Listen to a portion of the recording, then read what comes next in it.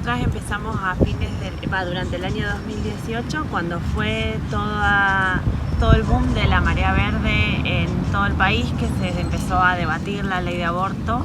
En el Congreso se dio en la localidad de Neuquén una capacitación para nuevas socorristas, y entonces ahí concurrimos algunas personas de acá, hicimos la capacitación y luego nos seguimos formando con otras personas de acá, y a fines de ese año nos largamos oficialmente, digamos.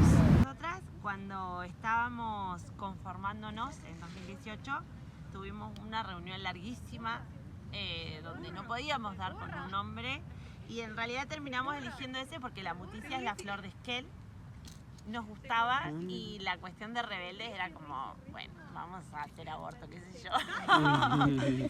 Pero fue un poco por eso que terminamos eligiendo, y después nos hicieron un logo muy hermoso, una chica que tiene las muticias, así que nos terminó gustando.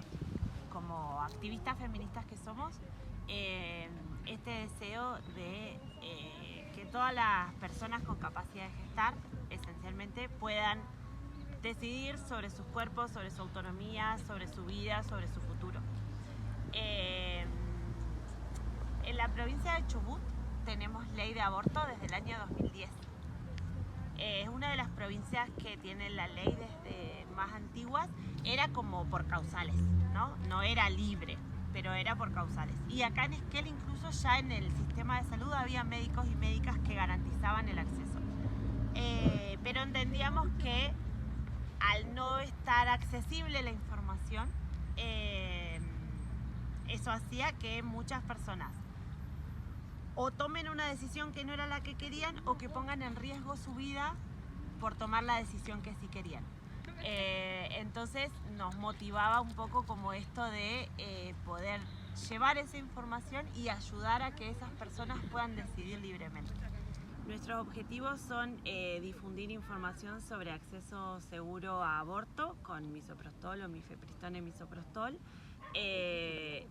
y además a todas aquellas personas que se contactan con nosotras y que quieren interrumpir un embarazo, acompañarlas en su proceso de interrupción y en su post-aborto también, para ver que todo esté bien, y además con todos los datos que vamos obteniendo sobre los abortos que acompañamos, generamos nuevos saberes sobre cómo se transitan las interrupciones de embarazo en los cuerpos.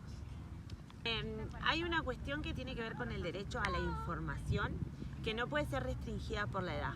Entonces, la información no tiene un límite o un mínimo de edad. Cualquier persona que requiere información tiene que brindársele esa información.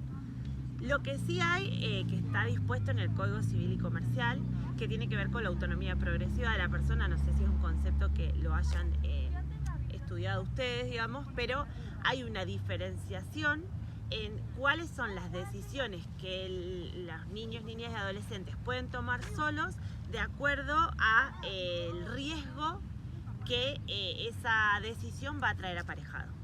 Entonces, si la persona es menor de 13 años, para acceder a un aborto, es decir, ya ir al hospital y salir con la medicación en la mano, tiene que dar su consentimiento, y además tener el consentimiento de un adulto.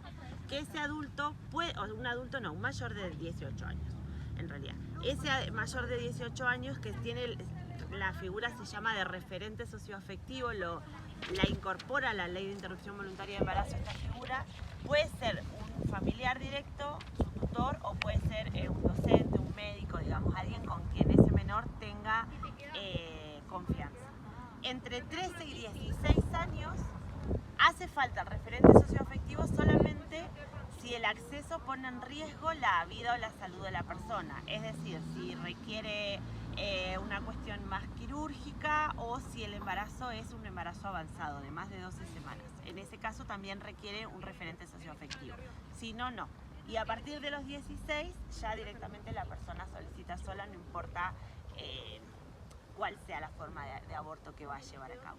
Ahora tenemos una línea pública, que es el teléfono que está en nuestro Instagram, en nuestro Facebook y demás, que es a donde se contactan por primera vez, quienes quieran tener información sobre el acceso al aborto, y ahí una compañera planifica un encuentro con una de nosotras para que le demos toda la información, les contemos, le digamos en qué centros de salud se está garantizando, cómo es el proceso, qué les va a pasar, o sea, como les contamos todo para que después la persona pueda decidir libremente con toda la información.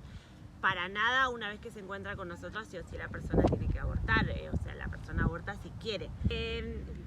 Creemos que eso es una complicación, que está siendo hoy una complicación ya y que va a empezar a ser cada vez más una complicación, por varios motivos. Por un lado, esta cuestión de que el gobierno se autodenomine provida y que hayan determinado este año como el año de la vida y no sé qué, genera como socialmente un rechazo. Además de que en muchos de los discursos el presidente habló en contra de las agendas feministas, del aborto y demás, que digamos va como generando esto, ¿no? En la sociedad, que se vuelvan a debatir cosas que se supone que ya debieran estar saldadas. Eso por un lado. Pero por el otro, si fuese que el presidente solo habla y no pasa nada, bueno, pero el tema es que el presidente es quien decide cuáles son las políticas públicas. Y la medicación que se utiliza para poder acceder a los abortos, que la que hoy hay en Argentina es la que queda de lo que compró el gobierno anterior. Este gobierno no ha vuelto a comprar medicación para acceder a los abortos.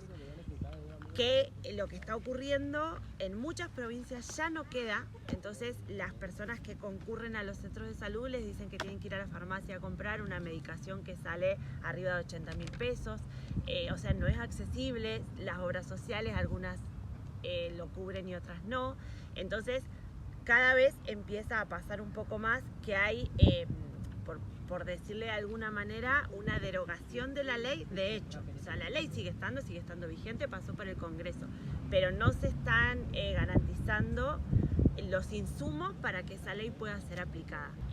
Nosotras acompañamos Esquel, Trevelin y distintas zonas, tanto sea Teca, José de San Martín, Costa, Río Pico, Corcovado, bueno, el Percy, como acompañamos como varias zonas. En algunas de esas localidades hemos logrado articular con profesionales de salud que están en la localidad y que entonces pueden garantizar ahí mismo como el acceso a todo, como por ejemplo en Trevelin, digamos, y eventualmente han habido en algunos hospitales de otros lugares que después se han ido y entonces hoy ya no y demás, pero entonces lo que hacemos como para tratar de no sumarnos a la burocracia, nosotras también, que no es ese nuestro objetivo, el primer encuentro, en vez de hacer un taller presencial, hacemos un taller virtual que es por llamada o por videollamada para conocer a la persona, para contarle la información, las opciones que tiene y demás. Y si después la persona se tiene que acercar para poder hacer la parte más médica, pero tratamos como también de gestionarle el turno con el médico que la va a atender para que ya llegue y eso ya esté resuelto. Entonces minimiza o disminuye como la cantidad de veces que la persona tiene que viajar o el tiempo que se tiene que quedar y demás, pero acompañamos también todas esas zonas.